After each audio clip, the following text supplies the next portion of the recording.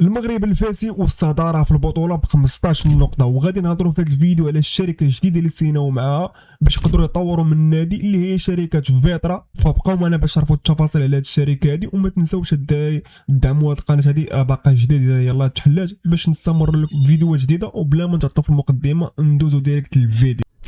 المغرب الفاسي اللي دخل بواحد الموسم خيالي بعقليه استثماريه وقويه من بعد ما اعلن المغرب الفاسي عن شراكه جديده مع الشركه فيترا اللي هي علامه تجاريه تابعه لشركه كابيتال سيراميك. هذه الشركه غادي تكون عقد رعايه لموسم واحد، والهدف منه هو الدعم الجانب المالي والاستثمار ديال هذا النادي هذا باش الفريق ويحسن الوضعيه الرياضيه ديالو. وماشي غير هكاك، النادي عنده شراكه قويه مع شركه تي جي سي المعروفه في مجال البناء اللي كيرأسها محمد بوزوما، هو رئيس المغرب الفاسي كمستثمر رئيسي في الشركه الرياضيه ديال النادي. هاد الخطوه هادي كيبان منها بوضوح ان المغرب الفاسي غادي في واحد الطريق زويونه، طريق فيها الرؤيه الاقتصاديه عديته والاستثمار في المستقبل باش يرجع الفريق لمكانته اللي كيستاهل. وفعلا من بعد هاد الشراكه القويه الفريق بدا كيبان النيه ديالو في التيران، بحيث تقاعد مع مجموعه من اللاعبين الجداد اللي غادي يعطيو اضافه كبيره للنادي. وما بين ابرز الاسماء هما سفيان بن جديده، عبد الله مذكور، وحمزه ايتعلال، وعادل الرحيلي. فشي حاجه مزيانه غادي نشوفوا فريق جديد كينافس على البطوله ومثل المركز الاول باش تكون المنافسه. واخا حنا عارفين الدوري المغربي، ولكن قوم الدراري المغرب الفاسي في المركز الاول عن الصداره والاستحقاق. شفنا اخر ماتش ديالو ضرب لك اسفي ب 4-0، وصراحه بيوتا اللي كانوا زوينين بالرجل يستحق. راه شويه التاريخ الدراري، المغرب الفاسي كان ربح بلقب الدوري المغربي واربع مرات ربح كاس العرب، ربحهم في 1980 وفي 1988 وفي 2011 وفي 2016. المدرب جديد ديالهم اللي عطاهم الثقه الكامله فهو المدرب بابلو فرانكو، المدرب الاسباني اللي معروف خدم في عده فرق اسبانيه وايضا في بعض الدول العربيه. للنادي اعلن رسميا على التقاعد ديالو مع في 23 يونيو 2025 بعقد لمده موسم واحد قابل للتجديد. بابلو فرانكو معروف باسلوب العصري ديالو في التدريب، كيعتمد بزاف على اللعب المنظم والضغط العالي والتحكم في الكره،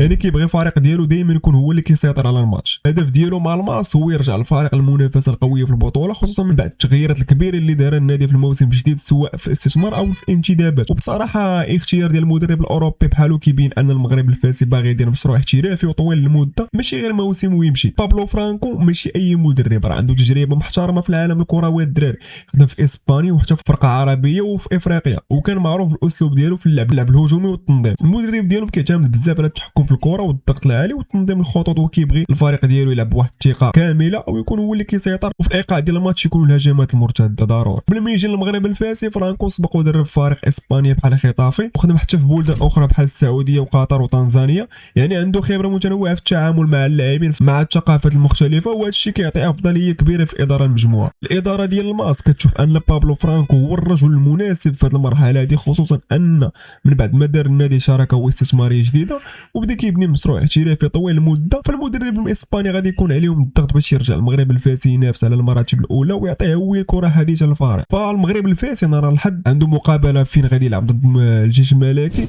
بحث على المركز الثاني، مقابله اللي غادي تكون صعيبه صراحه، والجمهور الفاسي كيتسنى هذا الماتش هذا فين خاصو يبين انه فريمون كينافس على البطوله. صراحه ملي كنشوف انا شي فرقه كتسيني مع شي شركه، يعني كنشوف تطور كبير انك تولي عندها امكانيه تجيب لاعبين بزاف، وكتشوف ان الفريق فريمون راه كان خاصو غير شي مدرب زويون، شي لاعبين اللي يستحقوا. ما هادشي راه مزيان لينا الدراري باش تشوفوا البطوله كتحسن شويه. راكم عارفين الدراري دابا راه حاليا ما كنقدروش نتفرجوا في البطوله بهذا اللعب هذا. بغيت نسول الجمهور الفاسي ويجاوبونا في التعاليق بكل صراحه، واش كتظنوا ان البطوله فاسيه هذا العام هذه ولا لا؟ وما تنساوش تعطيونا الراي ديالكم في المقابله ديال الجيش الملكي كي غادي تكون، واش بالرباح ولا بالخساره.